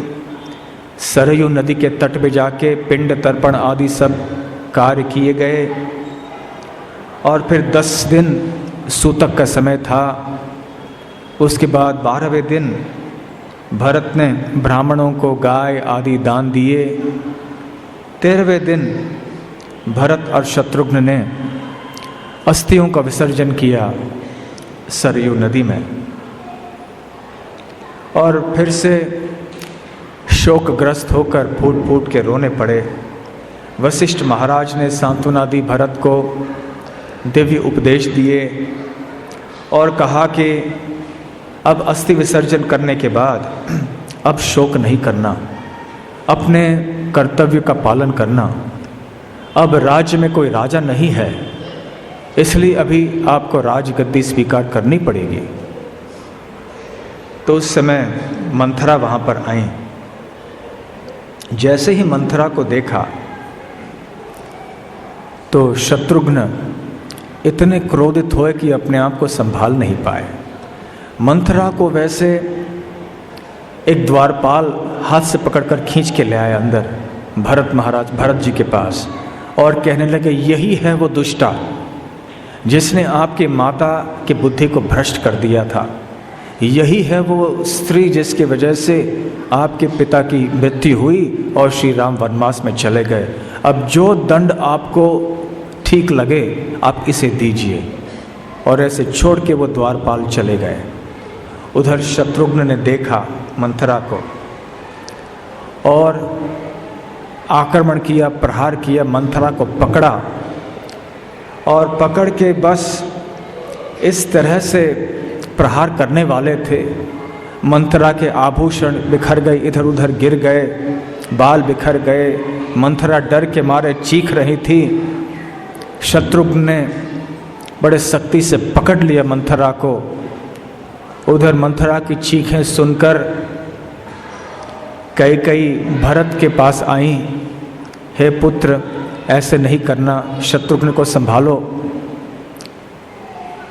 तो भरत ने शत्रुघ्न से कहा कि देखो, शास्त्रों में बताया गया है कि स्त्री की हत्या कभी नहीं करनी चाहिए, स्त्री का अपमान इस तरह से कभी नहीं करना चाहिए।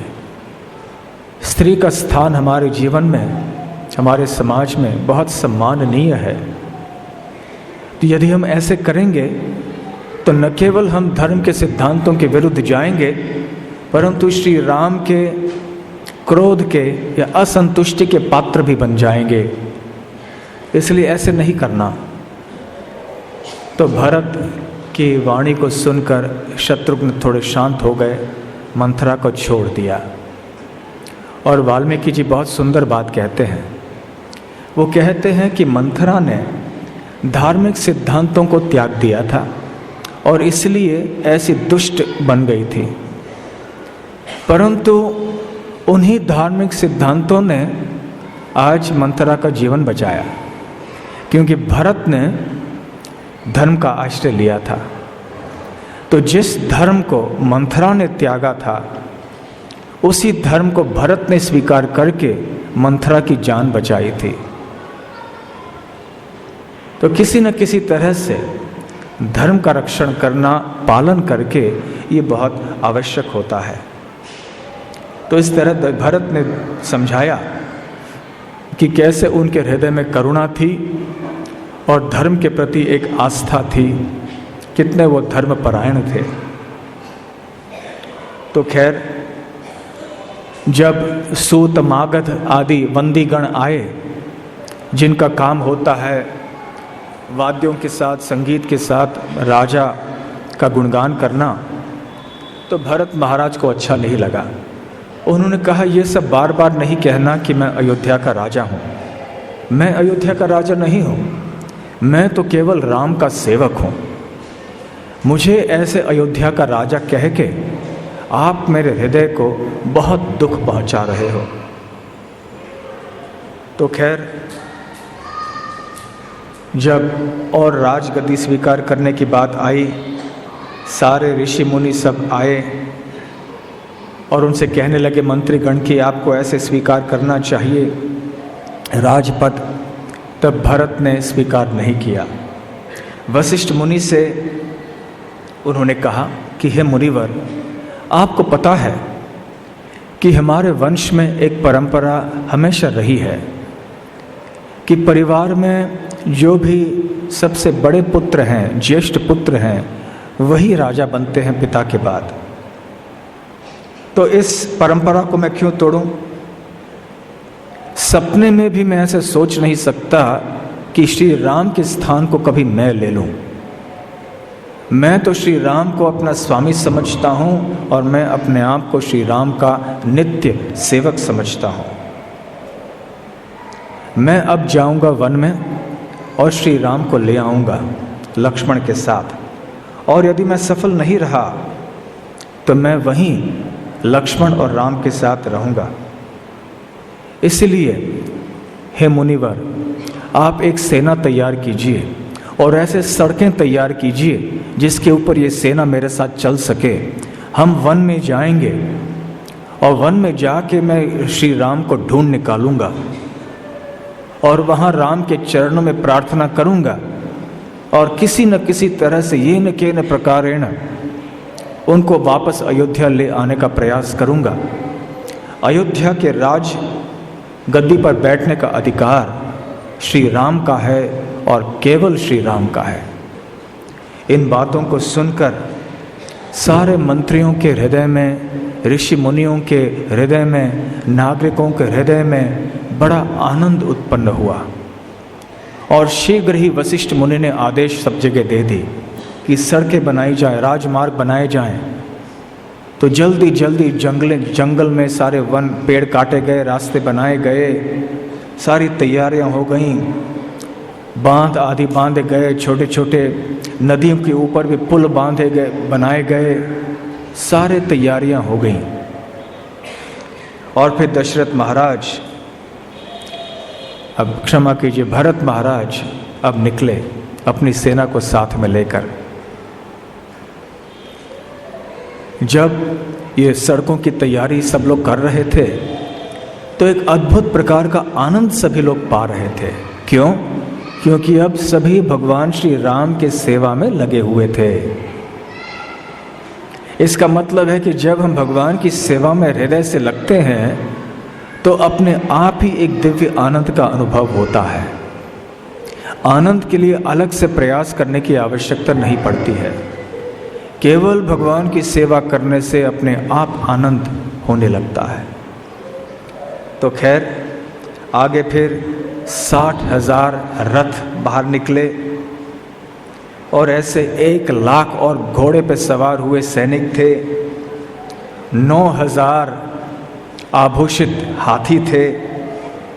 कौशल्या देवी, सुमित्रा देवी, कैकेयी देवी, वो भी अलग अलग रथ पे सवार होकर चल रहे थे और अनेक अयोध्या के नागरिक इनके साथ में चल रहे थे और ये सब वन में प्रवेश कर रहे थे एक ही उद्देश्य से कि कैसे श्री राम को वापस अयोध्या लाया जाए और राजगद्दी पर बिठाया जाए। तो सारे नागरिक देवलोक के निवासियों की तरह दिख रहे थे। सबके चेहरे पे एक मुस्कान थी, एक तेज था। क्यों? क्योंकि उन्हें एक आशा थी कि हम श्री राम का दर्शन करेंगे और राम को अवश्य हम ले आने में सफल होंगे। ये इस आशा के कारण उनके चेहरे में एक प्रकाश था, एक आनंद का तेज था।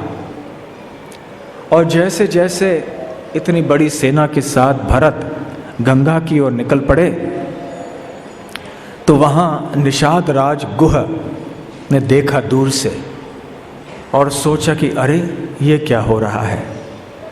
आपको याद होगा कि जब श्री राम सीता देवी और लक्ष्मण के साथ वनवास में पहले गए थे तो गंगा के तट में आए थे, तो उस समय राजा गुह जो उनके भक्त थे और उनके मित्र थे, उन्होंने श्री राम की रात भर सेवा की थी।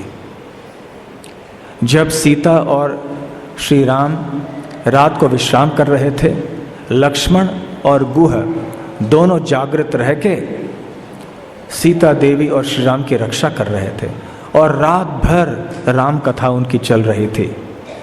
और सुबह गंगा पार करने के लिए राजा गुह ने एक नौके आदि की भी व्यवस्था की थी। तो खैर अब वही राजा गुह थे जिन्होंने दूर से देखा कि ये भरत यहाँ आ रहे हैं, इतनी बड़ी सेना को लेकर आ रहे हैं, तो कहीं ऐसा तो नहीं है कि भरत श्री राम के ऊपर आक्रमण करने के लिए आ रहा है। तो अपने सैनिकों को जल्दी बुलाया गुह ने और कहा कि देखो तुम अपने अपने जगह तैयार हो जाओ, हर एक नौके के साथ में इतने इतने सैनिक ऐसे ऐसे होने चाहिए, और यदि ये सामने आए और कुछ ऐसे गलत इनका इरादा दिखा तो हमें युद्ध करने के लिए तैयार होना चाहिए। तो राजा गुह की सेना तैयार हो गई। उधर धीरे धीरे भरत वहाँ पर आए सुमंत्र के साथ, और जैसे ही भरत को देखा तो गुह ने उनका स्वागत किया और उनसे पूछा कि भरद्वाज मुनि का आश्रम का रास्ता कौन सा है, क्या कृपा करके आप बताएंगे? तो गुह ने कहा अवश्य बताएंगे। तो हमारे लोग आपके साथ में आएंगे, आपको मार्गदर्शन करेंगे, परंतु ये सवाल मैं आपसे करना चाहता हूँ कि सच सच बताइए कि आपका इरादा क्या है, किस उद्देश्य से आप आगे श्री राम का दर्शन करने जा रहे हो? कहीं ऐसा तो नहीं है ना कि आप श्री राम के साथ युद्ध करने जा रहे हो? तो भरत महाराज के चेहरे में गहरा दुख दिखाई पड़ा। उन्होंने कहा गुह, आपके बातों से मुझे बहुत दुख का अनुभव हो रहा है, ऐसा संशय नहीं कीजिए, मुझ पर विश्वास कीजिए कि मैं यहाँ राम से मिलने आया हूँ, केवल राम को वापस ले जाने के लिए अयोध्या, राम से युद्ध करने के लिए नहीं। मैं चाहता हूँ कि राम ही राजगद्दी पर बैठे। तो गुह ने ये बात सुनी तो बहुत प्रसन्न हुए, और रात रहने की व्यवस्था वहाँ पर गुह ने की हुई थी। तो सारी सेना, भरत आदि सब लोग वहाँ पर गंगा के तट पे निवास करने लगे, रात को विश्राम करने लगे। और फिर गुह ने कहा कि देखो यहीं पर रात को सीता देवी और श्री रामचंद्र शयन कर रहे थे, और लक्ष्मण जी के साथ में मैं यहाँ पर खड़ा था। और जैसे ही सुबह हुई, उन्होंने अपने सुंदर केशों को जटाओं के रूप में बांध दिया, और फिर एक ऋषि का वेश धारण करके, वल्कल आदि धारण करके वो गंगा पार करके वन में चले गए। अब वो आगे गए हैं। अवश्य मैं आपको भरद्वाज ऋषि की आश्रम की जाने का रास्ता बताता हूँ। तो जब भरत गुह के इन बातों को सुन रहे थे, श्री राम का स्मरण इतना तीव्र हुआ कि वो बेहोश होकर गिर पड़े।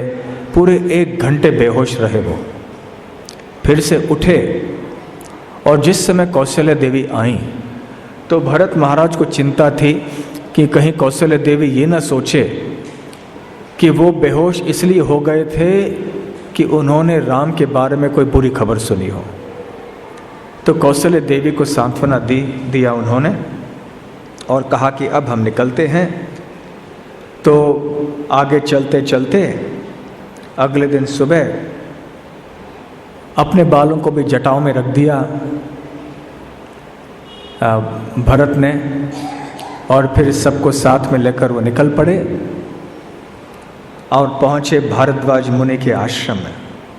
जब भारद्वाज मुनि के आश्रम में आए तो भारद्वाज मुनि के मन में भी ऐसे ही एक संदेह था कि कहीं भरत श्री राम से युद्ध करने तो नहीं जा रहा है ना। और जब भारद्वाज मुनि के आश्रम में आए तो भरत का स्वागत करने के लिए वो उठे, और जब उठे तो भरत ने पूछा कि आप क्या बता सकते हैं कि श्री राम कहाँ हैं, किस तरफ गए हैं? तो भारद्वाज मुनि ने कहा कि हाँ, मैं अवश्य बताऊंगा, वो चित्रकूट की ओर गए हैं, अब वहाँ निवास कर रहे हैं। परंतु ये बताओ भरत, कहीं तुम श्री राम के साथ युद्ध करने के लिए तो नहीं आए हो ना, इतनी बड़ी सेना को लेकर? हालांकि भरत ने 2 मील दूर अपनी सेना को रखा था, फिर भी भारद्वाज ऋषि ने सेना को देखा तो था। तो भारद्वाज ऋषि की बातों को सुनकर भी उनको बहुत दुख हुआ, और उन्होंने कहा कि नहीं, मुझे बहुत दर्द होता है ये देखकर कि किस तरह लोग मेरे ऊपर ऐसा संशय करते हैं कि मानो मैंने ही ये षड्यंत्र रचाया है कि मानो मेरी इच्छा है कि मैं राम को राजगद्दी से हटाकर स्वयं बैठ जाऊं राजगद्दी पर, परंतु ऐसा नहीं है, बल्कि मैं वन में जाना चाहता हूं श्री राम को वापस लाने के लिए। यही मेरा एकमात्र इरादा है। तो जब भारद्वाज ऋषि ने सुना तो उन्होंने कहा, मेरी योग शक्ति से मैं जान पाया था कि तुम्हारे मन में इच्छा क्या है, परंतु केवल एक औपचारिकता से मैं तुम्हारी परीक्षा ले रहा था हे भरत। तो अब रात के लिए यहाँ निवास करो और कल सुबह चित्रकूट पर्वत की ओर आगे बढ़ो, जहाँ श्री राम, सीता देवी और लक्ष्मण के साथ में निवास कर रहे हैं। तो उस शाम को वहाँ रुके। भारद्वाज ऋषि ने कहा कि ठीक है, आप मैं जो भी यहाँ, हम तो वन में रहने वाले हैं, तो जो भी हमारे पास उपलब्ध है कंदमूल आदि मैं आपको उपलब्ध करा देता हूँ। और अपने तपोबल से उन्होंने ऐसे व्यवस्था कर दी, आपको याद होगा जैसे वशिष्ठ मुनि ने भी वन में रह के क्या दावत तैयार किया था, उसी तरह से भरद्वाज मुनि ने भी राजा भरत और उनके सैनिकों के लिए ऐसी सुविधा और दावत वहाँ पे प्रस्तुत कर दी कि सारे लोग चकाचौंध रह गए। खैर बहुत वहाँ भोग आदि किया, स्वादिष्ट से स्वादिष्ट व्यंजन चखे, और इस तरह अगले दिन पुनः वो निकल पड़े वहाँ से। जब निकल पड़े तो धीरे धीरे से सामने जाते जाते चित्रकूट की ओर वो जा रहे थे। चित्रकूट में आप पहुँचे, इसके पहले दूर से ही लक्ष्मण ने देखा कि कहीं कुछ आवाज़ें आ रही हैं, सेना की आवाज़ें। तो पेड़ के ऊपर चढ़ के उन्होंने दूर में देखा कि अरे, ध्वज को देखकर ये पता चल रहा है कि ये तो भरत आ रहा है और इतनी बड़ी सेना को लेकर आ रहा है, तो निश्चित ही वो हमारे साथ युद्ध करने आ रहा है। तो लक्ष्मण भी बहुत क्रोधित हो गए और नीचे उतरे। भरत को ये पता चला था कि शायद श्री राम यहाँ पे रह रहे हैं, क्योंकि उन्होंने धुआं देखा था। धुआं कहाँ होता है? जहाँ अग्नि होती है। और अग्नि कहाँ होती है? जहाँ कोई मनुष्य रह रहे होते हैं। तो भरत ने सही अनुमान लगाया कि यहाँ हो सकता है कि श्री राम, सीता देवी और लक्ष्मण निवास कर रहे हों। तो धीरे धीरे से जब अपनी सेना को वहाँ पास में ले आ रहे थे, तो लक्ष्मण को ऐसे गुस्सा आया। इस समय श्री राम चित्रकूट में 3 महीनों तक रह चुके थे और सीता देवी के साथ एक बड़े शिला के ऊपर वो बैठे थे और सीता देवी को सारे वन के सौंदर्य का वर्णन कर रहे थे कि देखो ये सब वृक्ष इस प्रकार के हैं, इस वृक्ष के गुण ऐसे हैं, उस वृक्ष के गुण वैसे हैं, और ये ऐसे फूल है, वो वैसे फूल है, ये जानवर ऐसा है, वो पंछी ऐसा है। तो श्री राम ने ऐसे विस्तार में वर्णन करना शुरू कर दिया। और उस समय मंदाकिनी नदी के तट पर बैठते हुए ये चर्चा हो रही थी। जब लक्ष्मण ने, राम ने देखा कि धूल उड़ रही है, और धूल तब आती है इतनी बड़ी मात्रा में जब कोई बहुत सारे घोड़ों को, हाथियों को लेके जा रहा हो। तो लक्ष्मण ने जब देखा और उनको गुस्सा आया, तो नीचे उतर कर कहने लगे कि ये तो भरत है और भरत ही हमारी हत्या करने के लिए, हमसे युद्ध करने के लिए आ रहा है, ताकि वो आगे चल के बिना कोई रुकावट के हमारे पिता के राज्य का भोग करे। हमें तैयार होना चाहिए, तुरंत जाके मैं भरत का सामना करूंगा और भरत की हत्या करूंगा।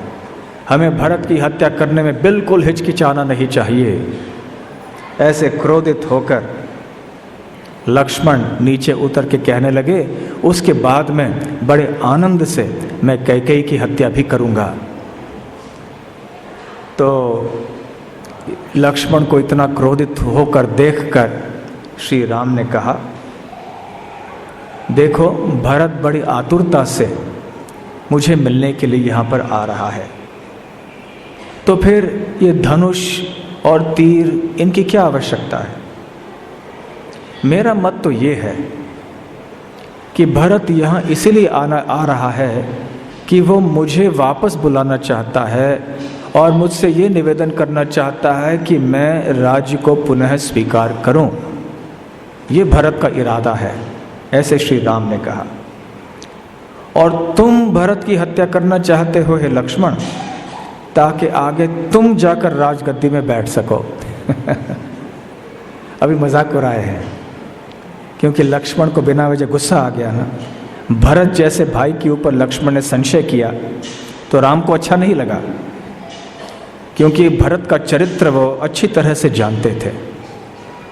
तो जब लक्ष्मण ने इस तरह से संशय किया तो श्री राम ने लक्ष्मण को ऐसे कहा कि मुझे लगता है लक्ष्मण, ये इरादा मुझे हटाकर राजगद्दी पर बैठने का भरत का नहीं है, तुम्हारा है। तुम भरत की हत्या करके राजगद्दी पर बैठना चाहते हो, क्योंकि तुम्हें पता है कि मैं बैठने वाला नहीं हूँ। तो ठीक है, ऐसा ही है। तो जब भरत आएगा तो मैं भरत से कहूँगा, भाई युद्ध नहीं करो, शांतिपूर्वक लक्ष्मण को राजगद्दी दे दो। तब लक्ष्मण को बहुत शर्म आ गई। लक्ष्मण ने अपना सर झुका लिया। लक्ष्मण ने समझ लिया कि कितनी बड़ी गलती मैंने कर ली। तो वो कहने लगे कि मैंने ये आशा की थी कि शायद हमारे पिता यहाँ हमारे पास आएंगे, परंतु मेरे पिताजी की जो हाथी है वो मुझे दिखाई नहीं पड़ी, जिसके ऊपर एक सफ़ेद रंग का छत्र होता है। इसलिए मुझे ऐसे लगता है कि हमारे पिताजी उनके साथ में नहीं आए हैं। अब लक्ष्मण और श्री राम को पता नहीं था कि दशरथ महाराज का देहांत हो चुका है। तो लक्ष्मण इस तरह से बात कर रहे थे।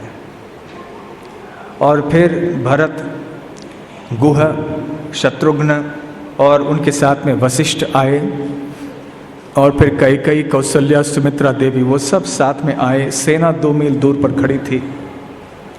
और जब वो वापस आए तो वन के बीच में उन्होंने देखा कि वहाँ एक छोटी सी कुटिया बनी हुई है, और वहाँ पास में धनुष हैं, और राम, लक्ष्मण और सीता वहाँ पर हैं। जैसे ही भरत ने श्री राम को देखा, राम की ओर दौड़ते हुए गए। भरत के आंखों में आंसू थे, और फूट फूट के रोकर भरत जी ने राम को आलिंगन किया। वैसे पैरों पे पड़े, फिर आलिंगन किया और कहने लगे कि हे राम, कितना दर्ददायक है ये देखकर कि आपने ऐसा पोशाक पहना हुआ है, वल्कल धारण किए हुए हैं, आपकी जटाएं हैं, ये मुझे सहन नहीं होता है। और इस तरह आप नंगे पांव घूम रहे हो वन में, और कांटे चुभ रहे हैं आपके चरणों को, तो और ऐसे कष्ट आपको सहन करने पड़ रहे हैं वन में। और जब वो श्री राम के चरणों का स्पर्श करने आए तो भरत बेहोश होकर राम के चरणों में ही गिर पड़े। जब गिर पड़े तो श्री राम ने जल्दी से भरत को उठाया और देखा कि भरत ने भी ऐसे वल्कल आदि धारण किए हुए हैं, और वल्कल ये जटाएं हैं उनके बाल में। तो राम ने सुमंत्र, गुह आदि को भी आलिंगन किया, और राम ने भरत को अपने गोदी में रखा और कहा, अरे बताओ भरत, अपने पिता को अकेले अयोध्या में छोड़कर तुम यहाँ कैसे आए? बताओ, हमारी माताएं, तीनों माताएं कैसी हैं, और हमारी प्रजा कैसी है? और फिर श्री राम और भरत के बीच में जो संवाद हुआ, हम सब के लिए ही ये बहुत ही श्रवणीय है। इसमें बहुत सारे महत्वपूर्ण उपदेश हैं, बहुत लंबा संवाद है ये। और जो प्रश्न श्री रामचंद्र ने भरत से पूछे वो ऐसे विषयों के संबंध में थे जो एक राजा के लिए बहुत महत्वपूर्ण होते हैं। एक धर्मपरायण राजा को अच्छी तरह से अपने राज्य का देखभाल कैसे करना चाहिए, इस संबंध में ये सारे प्रश्न थे। तो राम ने भरत से पूछा कि हे भरत, ये जानो कि जिस राज्य में एक धर्मपरायण राजा होता है, उस राज्य में समस्त प्रकार की समृद्धि और मंगल, हर प्रकार का मंगल भी रहेगा। क्या आपके राज्य में ब्राह्मण, वृद्ध, देवतागण ठीक तरह से सम्मानित हैं? क्या आपके राज्य में महिलाओं को सम्मान दिया जा रहा है? क्या महिलाओं की रक्षा हो रही है? या उनके ऊपर कहीं अत्याचार तो नहीं हो रहे हैं ना? और जब कोई लोगों के बीच में मतभेद होते हैं, झगड़े होते हैं, तो बिना कोई पक्षपात किए हुए क्या उन समस्याओं को मिटाए जाते हैं? ऐसे राजा जब राज्य करता है तो उसे देखना चाहिए कि तरह तरह के जो एक कमज़ोर राजा के, अधार्मिक राजा के जो दोष होते हैं वो उनमें नहीं आए, जैसे कि आलस और क्रोध और जानबूझ के चीज़ों को समय पर नहीं करना और अन्यों के अच्छे सलाह को नहीं सुनना इत्यादि। ऐसे राज धर्म के बारे में श्री रामचंद्र ने भरत को बहुत अच्छे उपदेश दिए। हम आशा करते हैं भरत कि आप सज्जनों का ही संग रखते हो, दुर्जनों का नहीं। और क्या आपके राज्य में जितने भी सेवक हैं उनको सही समय पर तनख्वाह मिल रही है? तो ऐसे अनेक सारे प्रश्न किए। और फिर राम ने पूछा कि भरत, ये बताओ, तुमने राजगद्दी त्याग कर ये ऋषि मुनि के वस्त्र पहनकर तुम जंगल में क्यों आए हो? क्या बात है? तो भरत ने कहा कि हे राम, मेरे माँ के जो षड्यंत्र हैं इनके बारे में मुझे तनिक भी कोई ज्ञान नहीं था, इसलिए मैं आपके चरणों में निवेदन करता हूँ कि आप अयोध्या लौट आएं और राजगद्दी को स्वीकार करें। संपूर्ण अयोध्या में अब एक अंधकार सा छा गया है। कोई भी, एक भी प्रजा के सदस्य कोई भी काम नहीं कर पा रहे हैं और सभी लोग बहुत ही उदास और दुखी हैं। और जब इस तरह से बहुत हृदयपूर्वक प्रार्थना भरत कर रहे थे श्री राम से, तो श्री राम के चरणों को पकड़ रखा था भरत ने और फिर उन चरणों को अपने सर पे रखा भरत ने। तो राम ने भरत को उठाया और कहा कि भरत, मैं जानता हूँ कि इस षड्यंत्र में तुम शामिल नहीं थे, तुम्हारी कोई भी भूमिका इसमें नहीं थी, परंतु तुम्हें अपने माँ को इस तरह से धिक्कारना नहीं चाहिए, न ही अपने पिता को इस तरह से धिक्कारना चाहिए, क्योंकि वो मर्यादा के सीमा के भीतर ही अपने अपने कार्य कर रहे थे। जो बुजुर्ग होते हैं वो मन में जो आए वो कर सकते हैं हमारे साथ, क्योंकि हम उनके ऊपर निर्भर होते हैं। इसलिए तुम्हें राजगद्दी को स्वीकार करना चाहिए और राज को संभालो अच्छी तरह से। ये हमारे पिता की इच्छा थी। मैंने तो निष्ठा कर ली है कि मैं 14 वर्षों तक वन में रहूँगा, इसलिए इस दृढ़ निश्चय से कोई मुझे हटा नहीं सकता। फिर भरत ने विरोध किया और कहा कि बड़े भाई की उपस्थिति में छोटे भाई को राजगद्दी पर बैठना, यह हमारे परंपरा के मर्यादा के खिलाफ है, इसलिए आपको अयोध्या के युद्ध भूमि में आना ही अयोध्या के राज्य में आना ही पड़ेगा। और जब आओगे तो हमारे पिताजी के लिए तर्पण और श्राद्ध भी आप करना।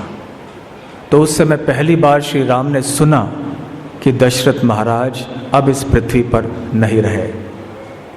तो ये सुनकर श्री रामचंद्र बेहोश होकर गिर पड़े और केवल जब लक्ष्मण, सीता और शत्रुघ्न ने पानी छिड़काया उनके ऊपर, काफ़ी समय के बाद पुनः वो होश में आए। और जब होश में आए तो उन्होंने बड़े दुख से कहा कि अब तो मैं बिल्कुल कभी अयोध्या नहीं लौटूंगा। यद्यपि श्री राम एक साधारण व्यक्ति की तरह शोक कर रहे थे, फिर भी हमें जानना चाहिए कि श्री राम की स्थिति सदैव दिव्य रहती है। जैसे हम पहले भी बता रहे थे, जब भगवान नर लीला करते हैं तो साधारण मनुष्यों की जो भावनाएं होती हैं उनको भी स्वीकार कर लेते हैं। जब हमारे कोई प्रिय व्यक्ति गुजर जाते हैं तो हमें शोक होता है, हम रोते हैं, तो श्री राम भी ऐसे कर रहे थे। परंतु हमें ये नहीं भूलना चाहिए कि श्री राम कौन हैं। वो सदैव परम सत्य हैं, कभी भी 3 गुणों के अधीन वो नहीं रहते हैं।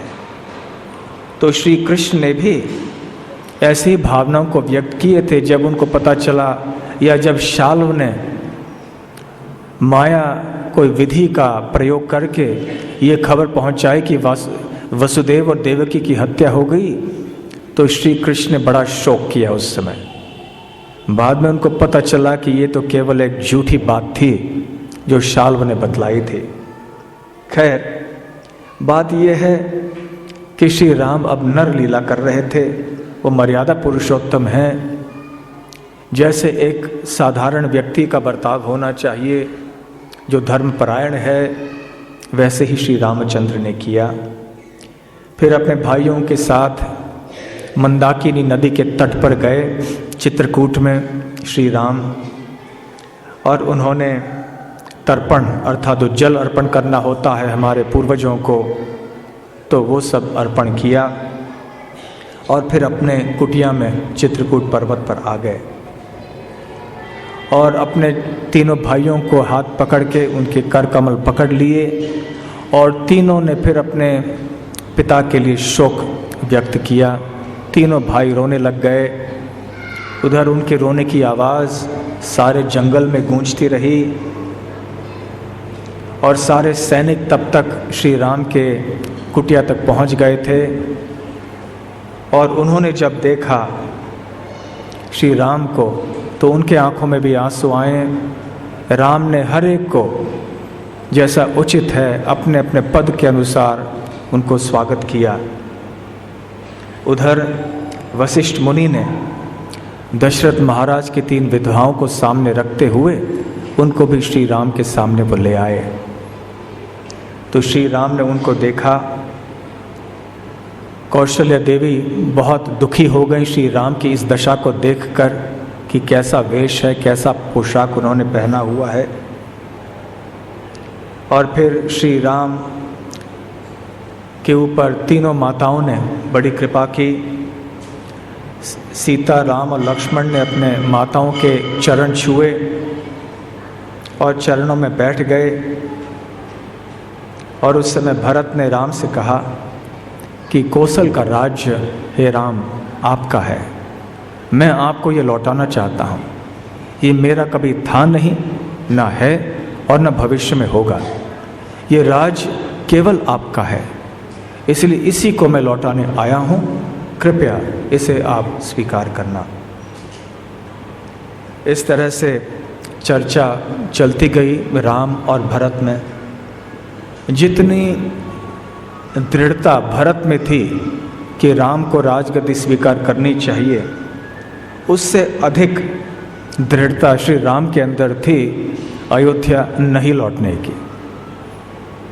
इसे जो भी बातें भरत कहते तो उसके लिए श्री राम के पास कोई न कोई उत्तर रहा करते थे। तो ऐसे कई लंबा संवाद वहाँ पर हुआ और ये कथा अब शायद यहाँ विराम करना होगा, क्योंकि अभी 3 बजने को आए और शाम को जब हम मिलेंगे तो भरत चरित्र का वर्णन आगे जारी रखेंगे। इसके बाद चित्रकूट छोड़कर भरत महाराज वापस जाते हैं। पे नंदग्राम में निवास करते हैं। उधर श्री राम रावण का वध करके आते हैं वापस, भरत से नंदग्राम में मिलते हैं और राज्याभिषेक करते हैं। तो ये जो घटनाएं हैं इनकी चर्चा हम बाद में शाम को जब मिलेंगे उस समय वो चर्चा करेंगे। धन्यवाद। हरे कृष्णा।